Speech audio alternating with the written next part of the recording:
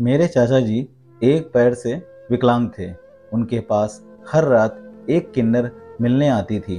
रात होते ही वो चाचा जी के कमरे में आ जाती और सुबह होते ही वापस चली जाती। आखिर वो दोनों बंद कमरे में क्या करते थे, इसी राज को जानने के लिए एक दिन मैं चाचा जी के कमरे में छुप कर बैठ गई। फिर जब वो किन्नर कमरे में आई तो मैंने देखा कि वो दोनों। दोस्तों, मेरा नाम अंजलि है। मेरा पढ़ाई लिखाई करने का सपना था। दरअसल मेरी ज़्यादा पढ़ाई लिखाई नहीं हो पाई क्योंकि मेरे पिताजी और मेरे चाचा जी दो भाई थे। मेरे चाचा जी एक पैर से विकलांग थे, जिसकी वजह से उनकी कभी शादी नहीं हुई। मेरे पापा और चाचा जी में अक्सर झगड़ा होता रहता था काम के सिलसिले में। हमारे एक राशन की दुकान थी जिसके अंदर चाचा जी और पिताजी दोनों का हिस्सा था, लेकिन पिताजी अपने हिसाब से चलाते थे और चाचा जी अपने हिसाब से चलाना चाहते थे, जिसकी वजह से अक्सर उन दोनों के बीच झगड़ा होता रहता था। इसी झगड़े के चलते मेरे चाचा जी ने अलग होने का फैसला कर लिया और वह हमारे गांव जाकर हमारे पुश्तैनी घर में रहने लगे। तब मेरी उम्र ज़्यादा नहीं थी, केवल 11 वर्ष की ही थी। अब हमारे चाचा जी हम लोगों से अलग हो गए थे। उनका एक पैर नहीं था, जिसकी वजह से उन्हें काम करने में दिक्कत होती थी और वह अपना खाना वगैरह भी नहीं बना पाते थे। इसी कारण मेरी माँ को उन पर दया आ गई और उन्होंने कहा कि क्यों ना अंजलि अपने चाचा जी के पास जाकर रहे और उनकी सेवा करे। मुझे यह सुनकर बहुत ही अजीब लगा। मुझे अपनी पढ़ाई लिखाई की फिक्र होने लगी क्योंकि जिस गांव में मेरे चाचा जी गए थे वह बहुत ही पुराने ख्यालों वाला था और वहाँ पर एक भी स्कूल नहीं था। तभी मेरे पिताजी ने कहा कि कौन सा तुम पढ़ लिख कर कलेक्टर बन जाओगी। दरअसल मेरे पिताजी की सोच इतनी अच्छी नहीं थी। वह हर समय पढ़ाई लिखाई के मामले को दोषी मानते थे। उनका यही कहना था कि ज़्यादा पढ़ाई लिखाई करने से बच्चे बिगड़ते हैं, ना कि उनकी ज़िंदगी संवरती है। उनकी अजीब सी सोच के चलते मुझे बहुत गुस्सा आता था, लेकिन मैं कर भी क्या सकती थी। खैर, अब माँ पापा के फैसले को भी मैं नहीं टाल सकती थी, इसलिए मुझे चाचा जी के पास भेज दिया गया। मैंने काफ़ी बार उन्हें समझाने की कोशिश की कि आप लोग मुझे मत भेजिए। अगर आपको चाचा जी की इतनी ही फिक्र है तो क्यों ना आप लोग उन्हें यहीं पर रख लो। लेकिन पिताजी ने कहा कि अगर उसे यहाँ पर रख लिया तो फिर से वह दुकान के काम में अपनी टांग अड़ाएगा। इसीलिए हम नहीं चाहते कि वह यहाँ पर आकर किसी भी तरह का हंगामा करे। इसीलिए जब तक तुम्हारी शादी नहीं हो जाती तब तक तुम अपने चाचा जी के पास ही रहो और उसकी सेवा करो। अब मुझे गांव में भेज दिया गया। वैसे मेरे चाचा जी बहुत अच्छे थे। वह मेरा हर समय ख्याल रखते थे। केवल कमी थी तो पढ़ाई लिखाई की। आखिर चाचा जी भी पढ़ाना चाहते थे, लेकिन उनके पास कोई भी चारा नहीं था क्योंकि गांव के आसपास कहीं पर भी स्कूल नहीं था। एक स्कूल था, वह भी बहुत ज़्यादा दूर था और आने जाने में भी बहुत दिक्कत थी। इसलिए चाचा जी ने वहाँ मुझे भेजना ठीक नहीं समझा। खैर, खाने पीने से लेकर कपड़ों तक चाचा जी ने मेरी हर ज़रूरतों को पूरा किया था। मुझे कभी भी किसी चीज़ की खाने की इच्छा होती तो चाचा जी बिना सोचे समझे जाकर वह चीज़ मंगवा देते थे। ऐसे ही दिन निकल जा रहे थे। कभी कभार माँ पिताजी फ़ोन करके मेरा हाल चाल पूछ लेते थे, लेकिन अब मुझे भी माँ पिताजी से ज़्यादा चाचा जी के पास रहना अच्छा लगने लगा था क्योंकि माँ पिताजी के पास जब रहती थी तो पिताजी के आए दिन डांट सुनने को मिलती थी, लेकिन चाचा जी ने मुझे इतना प्यार दिया था कि मुझे उन लोगों की कभी कमी महसूस नहीं हुई। और जब कभी अगर मन करता तो चाचा जी एक दो दिन के लिए मुझे अपने माँ पापा से मिलवा कर भी ले आते थे। एक दिन मैं अपने कमरे में ऐसे ही बैठी थी, तभी मैं देखती हूँ कि हमारे घर पर एक औरत आती है जो कि एक किन्नर थी। वो बिना कुछ बोले चाचा जी के कमरे में चली जाती है। मैं हर रोज उस औरत को देखती थी जिसका रोज रात को हमारे घर आना होता था। जब भी वह कमरे में जाती है तो चाचा जी का कमरा बंद हो जाता और सुबह जब मैं उठकर देखती तो वह औरत वहाँ नहीं होती थी। मेरे तो समझ से बाहर हो रहा था कि वह औरत थी कौन। किन्नर आखिर मेरे चाचा जी के कमरे में क्यों आती थी, और जब वह दोनों अपने कमरे में चले जाते तो उनके कमरे से आवाज़ भी आने लगती थी। यह सब कुछ मेरी समझ से बाहर हो रखा था। रह रहकर मेरे दिमाग में सिर्फ यही बात हो रही थी कि एक किन्नर का हमारे घर में क्या काम, और अगर आए भी तो इतनी रात को क्यों आती है। अगर कुछ काम होता तो दिन में भी आ सकती है। और कभी भी चाचा जी ने इस बारे में मुझसे जिक्र नहीं किया, क्योंकि अक्सर वह हर काम के बारे में मुझसे जिक्र करते थे। लेकिन जब से यह औरत आने लगी है तब से चाचा जी का व्यवहार कुछ ठीक सा नहीं रहता, और रात का समय होते ही वह औरत आ जाती है और चुपके से आते हुए चली जाती है। आखिर यह माजरा क्या है। एक दिन मैंने चाचा जी से पूछा कि चाचा जी, अगर आप बुरा ना माने तो क्या मैं आपसे एक बात पूछ सकती हूँ। तभी चाचा जी कहने लगे, हाँ बेटा पूछो। वो किन्नर औरत कौन है जो आपके कमरे में हर रोज आती है और उसके आते ही कमरा बंद हो जाता है और सुबह चुपके से वो चली जाती है। तभी चाचा जी ने मेरी तरफ गुस्से भरी निगाहों से देखते हुए बोले कि तुम कब से इन सब बातों में ध्यान देने लगी हो। देखो अंजलि, यह सब मुझे बिल्कुल भी पसंद नहीं है कि तुम ऐसे इतना ताक झांक करो। इसीलिए तुम अपने काम से काम रखा करो। तुम्हें कोई मतलब नहीं है कि कौन मेरे कमरे में आता है और कौन नहीं। चाचा जी का गुस्सा देखते हुए मैं वहीं पर चुप हो गई और आगे कुछ ना बोली। फिर चाचा जी ने मेरे सर पर हाथ फेरते हुए कहा कि देखो अंजलि बेटा, मैं तुम पर गुस्सा नहीं करना चाहता और ना ही तुम्हें डांटना चाहता हूँ।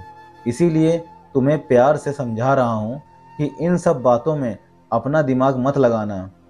चाहे कोई भी आए, तुम्हें इससे कोई मतलब नहीं होना चाहिए। तुम अपने काम से काम रखो, जितना तुमसे होता है वह काम करो और आराम से खाना खाकर सो जाया करो। मैंने हाथ भर दी और अपने कमरे में चली गई। लेकिन मेरे दिमाग से कहाँ यह बात निकलने वाली थी। मेरे दिमाग में तो वही दौड़ रहा था कि आखिर चाचा जी मुझसे क्या छुपा रहे हैं। ऐसा क्या है जो चाचा जी को उस औरत की बात सुनते इतना गुस्सा आ जाता है। आखिर में यह बात करती भी तो किससे करती, लेकिन मुझे तभी माँ का ख्याल आता है, क्योंकि जब कभी मुझे किसी बात को लेकर हिचकिचाहट होती थी तो मैं हमेशा अपनी माँ से बात को शेयर करती थी और वह मेरी बात का हमेशा से ही हल निकाल देती थी। खैर, इसी बात को सोचते हुए मैंने दूसरे दिन चाचा जी से कहा कि चाचा जी, मुझे माँ से मिलना है। तभी चाचा जी ने झट से हाँ भर दी और गाड़ी मंगवा ली और कहा कि चलो हम लोग तुम्हारे माँ पापा से मिलकर आते हैं। हम लोग एक रात वहीं रुकने का फैसला करते हुए वहाँ पर चल पड़े। जाकर हम लोगों ने खाना वगैरह खाकर मैंने अपनी माँ को जब अकेला पाया तो मैंने माँ से कहा कि माँ, मुझे तुमसे कोई बात करनी है। तभी माँ ने कहा कि हाँ बेटा बोल ना, तुझे कोई तकलीफ़ तो नहीं है। तभी मैंने माँ से कहा कि माँ, मुझे कोई तकलीफ़ नहीं है, लेकिन एक बात है जो काफ़ी दिनों से मुझे खाए जा रही है। मेरी माँ ने कहा, क्या हुआ अंजलि, कोई टेंशन वाली बात तो नहीं है। तभी मैंने कहा, माँ, चाचा जी के कमरे में रात को एक किन्नर औरत आती है, जिसके आते ही चाचा जी अपना कमरा बंद कर लेते हैं और उनके कमरे से कुछ अजीब सी आवाज़ें भी आती हैं, और जैसे ही सवेरा होता है उससे पहले वह औरत वहाँ से चली जाती है। तभी माँ ने भी अचंभा करते हुए मुझसे कहा कि क्या तुमने इस बारे में अपने चाचा जी से बात की। तभी मैंने कहा, हाँ, मैंने चाचा जी से बात करने की कोशिश की, लेकिन मैंने जब चाचा जी से यह बात की तो चाचा जी गुस्से में आ गए और मुझ पर चिल्लाने लगे। तभी माँ को भी गुस्सा आ जाता है और वह कहती है कि मैंने अपनी बिटिया को उनकी सेवा करने के लिए वहाँ भेजा है, ना कि उनका गुस्सा झेलने के लिए। तभी मैंने माँ को शांत करते हुए कहा कि माँ, वैसे चाचा जी मेरा बहुत ख्याल रखते हैं, मेरी हर छोटी बड़ी ज़रूरतों को पूरा करते हैं और अपनी बेटी की तरह ही रखते हैं। तभी माँ कहने लगी कि अगर इतना ही प्यार करते हैं तो फिर चिल्लाते क्यों हैं? तभी मैंने कहा कि माँ, वह मुझ पर ऐसे नहीं चिल्लाते, बल्कि जब मैं उस औरत की बात करती हूँ तभी उन्हें गुस्सा आ जाता है, वरना उन्होंने आज तक मुझे कभी कुछ भी नहीं कहा। अब माँ को भी अजीब सा लगने लगा था कि इतना शांत स्वभाव वाला आदमी और अंजलि को इतना प्यार करने वाला उसका चाचा उस औरत का नाम लेते इतना गुस्से भरे क्यों हो जाता है। तभी माँ ने कहा कि हम तुम्हारे चाचा जी से बात करते हैं। तभी मैंने माँ से मना कर दिया। मैंने कहा कि नहीं माँ, चाचा जी से इस बारे में कुछ बात मत करना। अगर उन्हें पता चल गया कि मैंने आपको बता दिया है तो उन्हें और गुस्सा आएगा और कहीं उनका बर्ताव बदल ना जाए। इसलिए मुझे डर है कि चाचा जी मुझसे बहुत प्यार करते हैं और हमेशा से ही मुझे अपनी बेटी की तरह रखते हैं। मैं नहीं चाहती कि उनका प्यार कम हो और वह मुझ पर गुस्सा करें और उनका विश्वास मुझ पर से उठे। तभी मेरी माँ ने कहा, ठीक है बेटा, तुम भी इस बात को भूल जाओ, हमें क्या लेना देना है। तुम अपने चाचा जी की सेवा करो और जो तुम्हारा मन हो वो खाया पिया करो और आराम से सो जाया करो। चाहे उनके घर में कोई आए, तुम उससे कुछ मतलब मत रखना। मैंने माँ को हाँ कर दिया और एक दिन बाद में और चाचा जी वापस गांव में आ गए। अब माँ की बात को मैंने मान लिया था कि मैं चाचा जी की किसी भी बात में दखल अंदाजी नहीं करूँगी। ना ही कभी उनसे पूछूंगी कि वह औरत कौन है, ना ही कभी इस बात पर ध्यान दूंगी। लेकिन मेरा मन कहाँ मानने वाला था। मेरा मन तो जब भी उस औरत को घर में आते देखता तो डगमगाने लगता और तरह तरह के ख्याल आने लगते। आज तो मेरे पसीने छूट रहे थे, इसी सोच में कि कहीं चाचा जी और उनके बीच कुछ गलत ना हो रहा हो। आखिर मुझे पता करना ही था कि उनके बीच होता क्या है। तभी मैंने प्लान बनाया कि क्यों ना मैं चाचा जी के कमरे में छुपकर बैठ जाती हूँ, सारी बात का पता लगाती हूँ। तभी मेरे दिमाग में आता है कि कहीं अगर चाचा जी को पता चल गया कि मैं यहाँ छुप कर उन पर नज़र रख रही हूँ तो उनका गुस्सा चरम सीमा पर ना पहुँच जाए। लेकिन मैंने जैसे तैसे हिम्मत की और उनके कमरे में छुपकर बैठ गई। कुछ ही देर बाद जब वह किन्नर और चाचा जी कमरे में आते हैं तो वह दोनों एक कुर्सी पर बैठ जाते हैं। तभी चाचा जी उसे कहते हैं कि बहन, मुझे माफ़ कर दो, तुम्हें इस तरह रात को मेरे घर पर आना पड़ता है। आखिर मैं भी क्या करूं?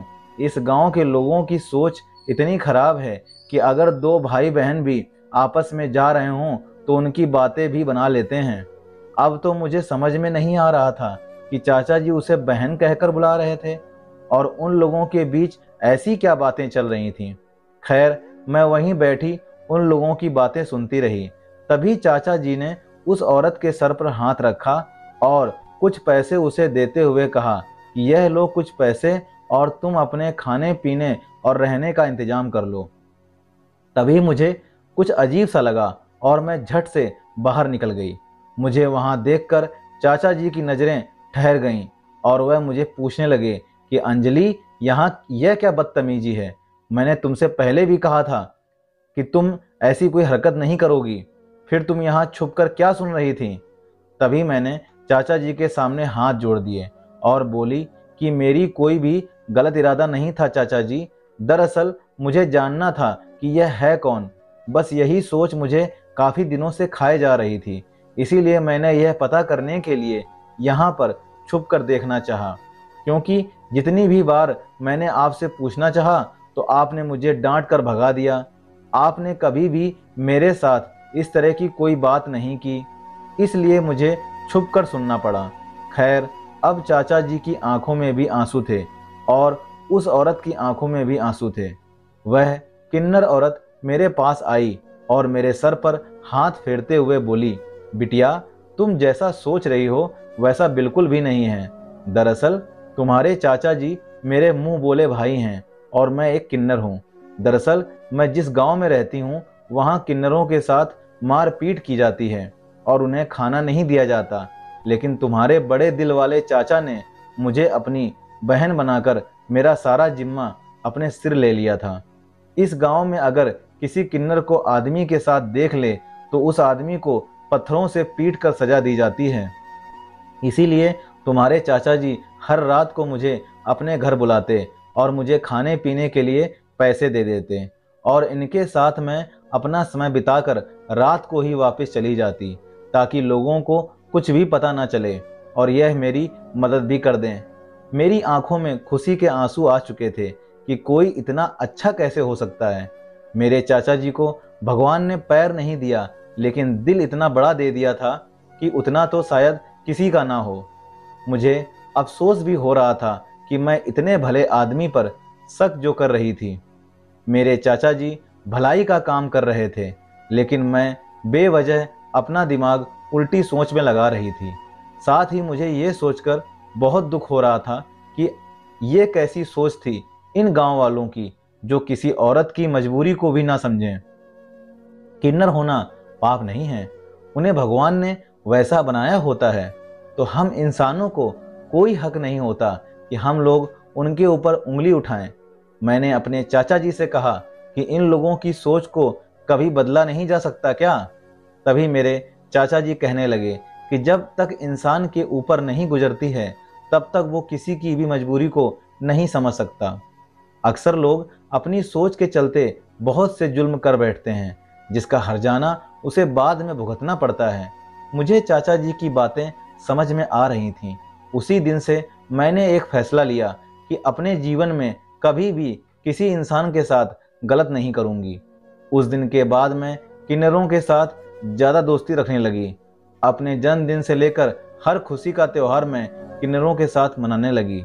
उनके साथ बातें करना, घूमना फिरना मुझे बहुत अच्छा लगता था। साथ ही मेरे मन को शांति मिलती थी कि इन बेचारों के साथ भगवान ने तो अन्याय कर दिया, लेकिन हम इंसानों को इनके हालात समझकर इनका साथ देना चाहिए। मैंने कभी उन्हें एहसास नहीं होने दिया कि उनमें और मुझ में फ़र्क है। इसी सोच को रखते हुए मैं उनको हमेशा इज्जत करती और उन्हें हमेशा इज्जत देती। मेरे इस व्यवहार से वह मुझे हर रोज़ दुआ देते थे, और एक बार मैंने अपनी माँ के मुंह से सुना था कि किन्नरों की दुआ और बद्दुआ बहुत ही जल्दी लगती है, लेकिन किन्नरों की दुआ शायद मुझ पर लग गई थी, क्योंकि उसके बाद से मेरे चेहरे से कभी मुस्कान गायब नहीं हुई थी। मुझे लग रहा था कि किन्नरों की दुआ साक्षात भगवान की ही दुआ होती है। मैं यह सब सोचकर बहुत खुश थी। अब इसी सोच के साथ मेरे चेहरे पर भी मुस्कान आ जाती है। दोस्तों, यह थी हमारी आज की कहानी। उम्मीद करते हैं आप सबको पसंद आई होगी। आपका क्या कहना है इस कहानी के बारे में, हमें कमेंट बॉक्स में ज़रूर बताइएगा कमेंट करके, और साथ ही साथ वीडियो को लाइक करके चैनल को सब्सक्राइब पक्का कर देना। साथ ही साथ आपकी दाहिनी तरफ एक घंटी बनी होगी बेल, जिसको प्रेस करके उसको ऑल पर सेट कर दीजिएगा, जिससे मेरी सारी की सारी कहानियाँ आपको सबसे पहले आपके चैनल पर दिखाई देंगी। दोस्तों, मिलते हैं इसी तरह की अगली अच्छी और सच्ची कहानी में। तब तक के लिए जय हिंद, जय भारत, खुश रहिए दोस्तों, आबाद रहिए।